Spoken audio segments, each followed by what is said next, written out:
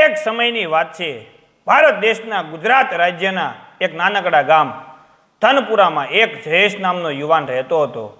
જયેશ સ્વભાવે ખૂબ જ સાદો, મહેનતુ અને દયાળુ હતો, પરંતુ તેનો પરિવાર ગરીબીમાં જીવતો હતો. તે ખેતી કરતો, પણ ખેતરમાં ક્યારેક પૂર આવે તો ક્યારેક દુષ્કાળ પડે. તેનું જીવન સંઘર્ષમય હતું. એક દિવસ જયેશ સવારે વહેલો ઉઠીને ખેતર તરફ જઈ રહ્યો હતો. રસ્તામાં એક જૂના અને સુકાઈ ગયેલા વડના ઝાડ નીચે એક સફેદ વાળવાળા વૃદ્ધ બાબા મળ્યા. બાબા ખૂબ જ શાંત અને તેજસ્વી લાગતા હતા. બાબાએ જયેશને રોક્યો અને કહ્યું, બેટા, તારી મહેનત અને તારી ભલાઈ હું ઘણા સમયથી જોઉં છું. હું તને એક ગુપ્ત વરદાન આપવા માગું છું. તારા ખેતરમાં પૂર્વ દિશાના ખૂણામાં જ્યાં તું રોજ સૂર્યને પ્રણામ કરે છે, ત્યાં જઈને આજ રાત સુધીમાં એક નવું છોડ વાવજે. એ છોડ સાદો નહીં હોય, પણ તારા દુઃખ દૂર કરવાની શક્તિ ધરાવશે. જયેશે આશ્ચર્ય અને સન્માનથી બાબાના ચરણ સ્પર્શ કર્યા, પણ કશું બોલી શક્યો નહીં. બાબા એક ક્ષણમાં અદૃશ્ય થઈ ગયા. જયેશ આખો દિવસ વિચારતો રહ્યો, શું આ સત્ય છે કે માત્ર સપનું? પણ બાબાના શબ્દોમાં એક પ્રકારની તાકાત હતી. સાંજે તેણે બજારમાંથી એક સામાન્ય દેખાતો તુલસીનો છોડ ખરીદ્યો. રાત્રે જ્યારે ગામ આખું સૂઈ ગયું હતું, ત્યારે જયેશે બાબાના કહ્યા મુજબ ખેતરના પૂર્વ ખૂણામાં જઈને એ છોડ રોપ્યો અને શુદ્ધ હૃદયથી પ્રાર્થના કરી કે તેના પરિવારના કષ્ટ દૂર થાય. બીજા દિવસે સવારે જયેશ ખેતરમાં ગયો અને તે છોડને જોઈને તેની આંખો પહોળી થઈ ગઈ. તુલસીનો છોડ હવે માત્ર એક છોડ નહોતો, તેના દરેક પાંદડા પર એક એક રૂપિયાનો ચળકતો સિક્કો ચોંટેલો હતો અને અમુક પાંદડાની નીચે 10-10 રૂપિયાની નોટો પણ લટકતી હતી. આ એ જ રૂપિયાનું ઝાડવા હતું જેનું વરદાન બાબાએ આપ્યું હતું. જયેશે તરત જ થોડા સિક્કા તોડીને ખિસ્સામાં મૂક્યા. તે ખૂબ ખુશ થયો, કારણ કે હવે તેના પરિવારનું જીવન બદલાવા જઈ રહ્યું હતું. પરંતુ જયેશને એક વાતનો ડર લાગ્યો. જયેશે જ્યારે પહેલીવાર પોતાના ખેતરમાં રૂપિયાનું ઝાડવા જોયું, ત્યારે તેની ખુશીનો પાર નહોતો.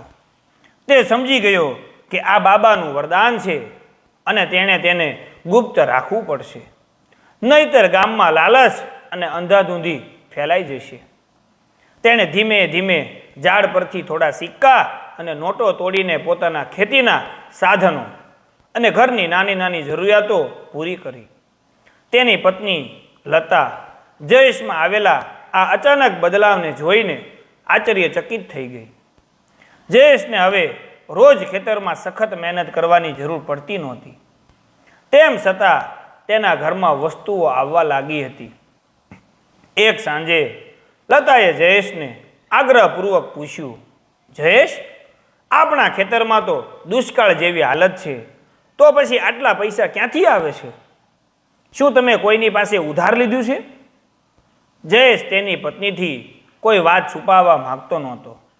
તે લતાને લઈને સીધો ખેતરના પૂર્વ ખૂણામાં ગયો. રાતનો સમય હતો અને ચંદ્રના આશા અજવાળામાં લતાએ ચમકતા સિક્કાઓથી લદાયેલું તે નાનકડું ઝાડ જોયું. લતાના મોંમાંથી એક પણ શબ્દ ન નીકળ્યો. જયેશે તેને આખી વાત કહી કે કેવી રીતે બાબા મળ્યા અને વરદાન આપ્યું. લતાએ ઝાડ સામે જોયું અને ગદગદ થઈ ગઈ. તેણે કહ્યું, જયેશ, આ વરદાન છે, પણ સાથે એક મોટી જવાબદારી પણ છે. આપણે આનો ઉપયોગ માત્ર આપણી જરૂરિયાત પૂરતું જ કરીશું અને બીજા કોઈને તેની જાણ થવી ન જોઈએ. ખાસ કરીને આપણા ગામના મુખી શાંતિલાલને. મુખી શાંતિલાલ ખૂબ જ લોભી અને શંકાશીલ સ્વભાવના હતા. તેઓ ગામની દરેક વાતમાં માથું મારતા અને પોતાનો ફાયદો જોતા. થોડા દિવસો પછી જયેશે ગામમાં એક નાની દુકાન ખોલી અને જૂના દેવા ચૂકવ્યા. લોકોના મનમાં સવાલ થવા લાગ્યો કે એક ગરીબ ખેડૂત પાસે અચાનક આટલા પૈસા ક્યાંથી આવ્યા? એક સવારે મુખી શાંતિલાલ જયેશની દુકાન પાસે ઊભા હતા. તેમણે જયેશને પૂછ્યું, કેમ રે જયેશ, તારું ખેતર તો સૂકું પડ્યું છે, તો પછી તારી આ નવી ધન દોલતનું રહસ્ય શું છે? મને લાગે છે કે તું કંઈક છુપાવી રહ્યો છે. જયેશ સમજી ગયો કે શાંતિલાલને શંકા ગઈ છે. તેણે મુખીની આંખોમાં આંખ નાખીને જવાબ આપ્યો. જયેશ સમજી ગયો કે મુખી શાંતિલાલની આંખોમાં લોભ અને શંકા સ્પષ્ટ દેખાય છે. જો તેણે સીધો જવાબ આપ્યો હોત તો મુખી તરત જ પોલીસ કે બીજા ગામવાળાઓને બોલાવીને તપાસ શરૂ કરી દે. શાંતિલાલે ફરીથી પ્રશ્ન પૂછ્યો. ચોખ્ખું બોલ જયેશ, આટલો મોટો ધનનો ભંડાર ક્યાંથી મળ્યો? તું મને કહેશે તો તારો ભલો થશે, નહીતર મુશ્કેલીમાં મુકાઈ જઈશ. જયેશ મુખી સામે અડગ ઊભો રહ્યો. તેણે એક ક્ષણ માટે વિચાર્યું અને પછી ખૂબ જ શાંતિથી જવાબ આપ્યો. મુખી સાહેબ, આ ધન દોલતનો મારો પોતાનો કોઈ કમાલ નથી. તમે જાણો છો કે હું એકલો ખેડૂત છું. આ તો મારા દાદાના પુણ્યનું ફળ છે. મુખી ગુસ્સે થઈને બોલ્યા. એટલે શું? તારા દાદાનું પુણ્ય? તારા દાદા તો ગરીબીમાં મર્યા હતા. તું સીધી વાત કર. જયેશે એક ઊંડો શ્વાસ લીધો અને એક નવી યુક્તિ અપનાવી. તેણે કહ્યું, બાપુજી, તમે સાચું કહો છો કે મારા દાદા ગરીબ હતા, પણ તેઓ ધર્મના ખૂબ જ પાકા હતા. ઘણા વર્ષો પહેલાં તેમણે ગામની ગાયો માટે એક કૂવો ખોદાવવા માટે જમીનમાં એક જગ્યાએ સોનાના અમુક સિક્કાઓનો ઘડો છુપાવ્યો હતો. પણ કૂવો બન્યો તે પહેલાં જ તેમનું અવસાન થઈ ગયું. મને હાલમાં જ ખેતરના એક ખૂણામાંથી ખોદકામ કરતા તે ઘડો મળ્યો છે. આ સાંભળીને મુખીની આંખો લાલચથી ચમકવા લાગી. સોનાના સિક્કા! મુખીને જયેશની વાતમાં સત્ય ઓછું અને સોનું વધારે દેખાતું હતું. તેઓ વિચારવા લાગ્યા કે જો જયેશને એક ઘડો મળ્યો તો કદાચ બીજો ઘડો પણ હશે. શાંતિલાલે પોતાનો સ્વભાવ છુપાવતા હસવાનો ડોળ કર્યો. તેમણે કહ્યું, અરે વાહ જયેશ, તારા દાદા તો ખરેખર મહાન હતા. તે ઘડો ક્યાંથી મળ્યો? મને બતાવીશ? કદાચ ત્યાં બીજું પણ કંઈક દબાયેલું હોય. હું તને મદદ કરીશ. જયેશ સમજી ગયો કે મુખી હવે તેના ખેતર તરફ નજર રાખશે. તેણે મનમાં નક્કી કર્યું કે આ મુશ્કેલીનો સામનો કેવી રીતે કરવો. તેણે મુખીને જવાબ આપ્યો, ચોક્કસ મુખી સાહેબ, મને જ્યાંથી ઘડો મળ્યો તે જગ્યા હું તમને બતાવીશ, પણ આજે નહીં, આવતા રવિવારે. તે દિવસે હું તમારી સાથે બેસીને બધી વાત વિસ્તારથી કરીશ અને અમે સાથે મળીને બીજું કંઈક છે કે નહીં તે પણ શોધીશું. મુખી શાંતિલાલ લાલચમાં આવી ગયા અને ખુશ થઈને ત્યાંથી ગયા. તેમને લાગ્યું કે આવતા રવિવારે તેમને પણ ખજાનાનો એક મોટો હિસ્સો મળશે. જયેશને ખબર હતી કે મુખી રવિવાર સુધી રાહ નહીં જોઈ શકે અને તે જ રાત્રે મુખી શાંતિલાલ રવિવારની રાહ જોવામાં સક્ષમ નહોતા. સોનાના સિક્કાઓના ઘડાનો વિચાર તેમને ઊંઘવા દેતો નહોતો. તેમને ખાતરી હતી કે જયેશે માત્ર એક જ ઘડો મેળવ્યો છે અને બીજો ઘડો તો ત્યાં જ દબાયેલો હશે. એ જ રાત્રે અંધારું ઘોર થતાં જ શાંતિલાલે એક કોદાળી અને ફાનસ લઈ લીધા. તે ચૂપચાપ જયેશના ખેતર તરફ ચાલ્યા. જયેશને ખાતરી હતી કે આવું થશે. તેણે અને લતાએ મળીને એક યોજના બનાવી હતી. રાત પડતા પહેલાં જયેશે રૂપિયાના ઝાડની આસપાસની જમીન પર માત્ર માટીનો પાતળો થર રહે એવી રીતે હળવેથી ખોદીને ફરીથી પાથરી દીધી હતી. તેણે એ ઝાડ સિવાયની બાકીની જગ્યા પર પશુઓના છાણ અને ગંદા પાણીનું મિશ્રણ છાંટી દીધું હતું, જેથી એ જગ્યા ગંદી અને દુર્ગંધવાળી લાગે. રાતના લગભગ 2 વાગ્યે શાંતિલાલ જયેશના ખેતરમાં ઘૂસ્યા. તેમણે પૂર્વ દિશાનો ખૂણો શોધ્યો જ્યાં જયેશે ખોટું બોલીને ખજાનો મળ્યાની વાત કરી હતી. જેવો તેમણે કોદાળી જમીનમાં મારી કે તરત જ ગંદા પાણીના ખાબોચિયામાંથી તીવ્ર દુર્ગંધ આવવા લાગી. શાંતિલાલે મોઢું બગાડ્યું, પણ લાલચ એટલી મોટી હતી કે તેમણે ખોદવાનું ચાલુ રાખ્યું. તે ખોદતા ગયા, પણ સિવાય કાદવ અને ગંદા પાણીના તેમને બીજું કંઈ ન મળ્યું. તેઓ હતાશ થઈને આજુબાજુ જોવા લાગ્યા. તેમના ફાનસનો આછો પ્રકાશ નાનકડા રૂપિયાના ઝાડવા પર પડ્યો. તેમને લાગ્યું કે આ માત્ર એક તુલસીનો છોડ છે. ગુસ્સામાં આવીને શાંતિલાલે વિચાર્યું કે આ જ જગ્યાએ જયેશે જૂઠું બોલ્યું હશે. જયેશ આ બધું પોતાના ઘરની બારીમાંથી જોઈ રહ્યો હતો. તેણે જોયું કે શાંતિલાલ ખૂબ જ ગુસ્સામાં અને થાકેલા છે. હવે તેને બીજો પાઠ ભણાવવાનો સમય આવી ગયો હતો. જયેશ ધીમેથી બારી પાસે ગયો અને જોરથી બૂમ પાડી, કોણ છે ત્યાં? મારો ખેતરનો ચોર, જલ્દી આવ, ચોર પકડાયો. શાંતિલાલ ડરી ગયા. તેમને ખબર પડી ગઈ કે જયેશે તેમને ફસાવ્યા છે. મુખિયા પદની આબરૂ જાળવવા માટે તે રાતોરાત ત્યાંથી ભાગ્યા. પકડાઈ જવાની બીકે તેમણે તેમની કોદાળી અને ફાનસ પણ ત્યાં જ છોડી દીધા. બીજા દિવસે સવારે જયેશ ગામ લોકો પાસે ગયો અને કહ્યું, કોઈ ચોર રાત્રે મારા ખેતરમાં આવ્યો હતો. તે કાદવમાં પડ્યો અને પોતાની કોદાળી ફાનસ પણ અહીં છોડી ગયો છે. ગામ લોકોએ કોદાળી અને ફાનસ જોયા. કોદાળી શાંતિલાલના ઘરના નિશાનવાળી હતી. કોઈએ કશું બોલ્યું નહીં, પણ બધા સમજી ગયા કે રાત્રે ખેતરમાં કોણ આવ્યું હશે. મુખી શાંતિલાલે જાહેર અપમાનના ડરથી બીજા કોઈ દિવસ જયેશના ધનની વાત કરવાનું નામ લીધું નહીં. જયેશનું રહસ્ય તો સલામત રહ્યું, પણ હવે જયેશ અને લતાના જીવનમાં એક નવી કસોટી આવવાની હતી. તેમને લાગ્યું કે માત્ર પૈસાથી ખુશ થવાને બદલે તેમને આ વરદાનનો યોગ્ય ઉપયોગ કરવો જોઈએ. મુખી શાંતિલાલને પાઠ ભણાવ્યા પછી જયેશ અને લતાને ખાતરી થઈ ગઈ કે હવે તેમના ધન દોલતનું રહસ્ય સચવાઈ ગયું છે. પરંતુ લતાએ કહ્યું તેમ આ વરદાન માત્ર તેમના પોતાના સુખ માટે જ નહોતું. એક સાંજે જયેશે લતાને કહ્યું, લતા, આપણે આટલું બધું ધન રોજ ઝાડ પરથી તોડી શકીએ છીએ, પણ આપણું ધનપુરા ગામ હજી પણ પાણી અને દેવાની સમસ્યાથી પીડાય છે. મને લાગે છે કે બાબાએ આ વરદાન આપણને માત્ર આપણા માટે નહીં, પણ ગામના કલ્યાણ માટે પણ આપ્યું છે. લતાએ સંમતિમાં માથું હલાવ્યું. હા જયેશ, પણ આપણે ગામની મદદ કરીએ તો પણ લોકોના મનમાં શંકા ઊભી થશે. કોઈ જાણવું ન જોઈએ કે આ પૈસા ક્યાંથી આવે છે. ઘણા વિચાર વિમર્શ પછી જયેશ અને લતાએ એક ગુપ્ત યોજના બનાવી. તેમણે નક્કી કર્યું કે હવે તેઓ દરરોજ રાત્રે ઝાડ પરથી માત્ર એક ચોક્કસ રકમ જ તોડશે અને તેમાંથી થોડો ભાગ બચાવશે. 1 મહિના પછી જયેશે એક સામાન્ય નાગરિકની જેમ ગામના મંદિરમાં જઈને જાહેરાત કરી, ગામવાસીઓ, મેં મારા ખેતરમાં થોડી સારી ઉપજ મેળવી છે અને મારા દાદાના સંચિત ધનમાંથી પણ થોડી રકમ મળી છે. હું ઈચ્છું છું કે આપણા ગામની સૌથી મોટી સમસ્યા એટલે કે પાણીની સમસ્યા દૂર થાય.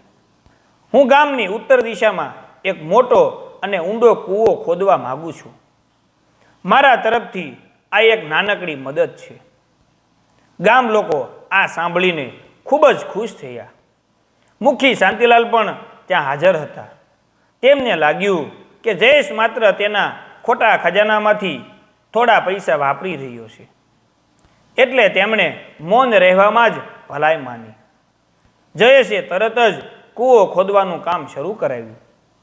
આ કામમાં ગામના ઘણા બેરોજગાર યુવાનોને રોજગારી પણ મળી. જયેશ દરેક કામદારને સમયસર અને પૂરા પૈસા ચૂકવતો, જેના કારણે ગામમાં તેના માટે માન વધતું ગયું. 3 મહિનાની મહેનત પછી ગામમાં એક મોટો પાણીથી ભરપૂર કૂવો તૈયાર થયો. પહેલી વાર ધનપુરાના લોકોએ ઉનાળામાં પાણીની તંગી અનુભવી નહીં. ગામની સ્ત્રીઓ અને બાળકો જયેશને આશીર્વાદ આપતા થાકતા નહોતા. જોકે જયેશનું કામ માત્ર કૂવો ખોદાવીને પૂરું ન થયું. તેને ખબર હતી કે આ માત્ર એક શરૂઆત છે. કૂવો બની ગયા પછી જયેશનું સન્માન ગામમાં વધી ગયું હતું. લોકો તેને ધન દેવતાનો માણસ કહેવા લાગ્યા, કારણ કે તેમના મતે તેના હાથમાં ધન દોલત ટકતી હતી. જયેશ આ વાતને પ્રોત્સાહન આપતો હતો, જેથી તેના રૂપિયાના ઝાડનું રહસ્ય છુપાયેલું રહે. હવે જયેશે બીજું મોટું પગલું ભર્યું. તેણે વિચાર્યું કે ગામના લોકોને સીધા પૈસા આપવાને બદલે તેમને આત્મનિર્ભર બનાવવા જોઈએ. તેણે પોતાના રૂપિયાના ઝાડમાંથી તોડેલા ધનનો ઉપયોગ કરીને ગામના જરૂરિયાતમંદ પરિવારોને વ્યાજમુક્ત લોન આપવાનું શરૂ કર્યું. જેમ કે કોઈ ખેડૂતને સારા બિયારણ કે ટ્રેક્ટર ખરીદવા હોય તો જયેશ તેને મદદ કરતો. કોઈ યુવાનને દરજીની દુકાન કે કરિયાણાની દુકાન ખોલવી હોય તો જયેશ તેને પ્રારંભિક મૂડી આપતો. આ લોન જ્યારે વ્યક્તિ સક્ષમ બને ત્યારે જ પાછી આપવાની હતી, જેનાથી લોકો પર કોઈ બોજ ન પડે. આ યોજનાથી ગામમાં ધીમે ધીમે પરિવર્તન આવવા લાગ્યું. ધનપુરાના લોકો જે પહેલાં દેવામાં ડૂબેલા રહેતા હતા, તેઓ હવે પોતાનો વ્યવસાય શરૂ કરવા લાગ્યા. ગરીબી ઓછી થવા લાગી. એટલું જ નહીં, લતાએ ગામની સ્ત્રીઓ માટે એક નાનકડું બાળ મંદિર શરૂ કર્યું, જ્યાં જયેશના ધનથી શિક્ષકોને પગાર મળતો અને બાળકોને મફત શિક્ષણ મળતું. આ બાળ મંદિર માટે જયેશે જૂની પંચાયતની ઇમારતને સમારકામ કરાવી આપી. ધનપુરા ગામ હવે માત્ર ગરીબ અને પછાત ગામ નહોતું રહ્યું, તે ખુશહાલી અને સમૃદ્ધિનું ઉદાહરણ બન્યું હતું. બધું બરાબર ચાલી રહ્યું હતું, પરંતુ એક દિવસ લતાએ જયેશને ગંભીર ચહેરે પૂછ્યું, જયેશ, આ વરદાન કેટલો સમય ચાલશે? શું આ રૂપિયાનું ઝાડ ક્યારેય સુકાઈ નહીં જાય? જો એક દિવસ આ ઝાડે પૈસા આપવાનું બંધ કરી દીધું તો શું થશે? આપણી બધી યોજનાઓ અધૂરી રહી જશે. જયેશ પણ ચિંતિત હતો. તેણે રાત્રે ખેતરમાં જઈને રૂપિયાના ઝાડવાને જોયું. તે છોડ હવે માત્ર નાનું ઝાડ નહોતું રહ્યું, તે એક સમૃદ્ધ નાનું વૃક્ષ બની ગયું હતું, જેના પાંદડે પાંદડે સિક્કા અને નોટો લટકતી હતી. અને તે જ ક્ષણે જયેશને તે વૃદ્ધ બાબાના શબ્દો યાદ આવ્યા. લતાના પ્રશ્નથી જયેશ ગહન વિચારમાં પડી ગયો હતો. રૂપિયાના ઝાડ પાસે ઊભા રહીને તે વિચારતો હતો કે શું આ વરદાન કાયમી છે? શું તે ભૂતકાળમાં બાબાના કહેલા કોઈ મહત્વપૂર્ણ નિયમને ભૂલી તો નથી ગયો? તેને અચાનક તેજસ્વી સફેદ વાળવાળા બાબાનો શાંત ચહેરો યાદ આવ્યો અને તેમના શબ્દો મગજમાં ગુંજી ઉઠ્યા, બેટા, આ છોડ સાદો નહીં હોય, પણ તારા દુઃખ દૂર કરવાની શક્તિ ધરાવશે. પરંતુ યાદ રાખજે, આ વરદાન માત્ર ત્યાં સુધી જ ફળદાયી રહેશે જ્યાં સુધી તું આ ધનનો ઉપયોગ નિસ્વાર્થ ભાવે અને સમાજના કલ્યાણ માટે કરતો રહીશ. જે દિવસે તારા મનમાં લોભ કે અભિમાન આવશે, તે જ દિવસે આ છોડ સુકાઈ જશે.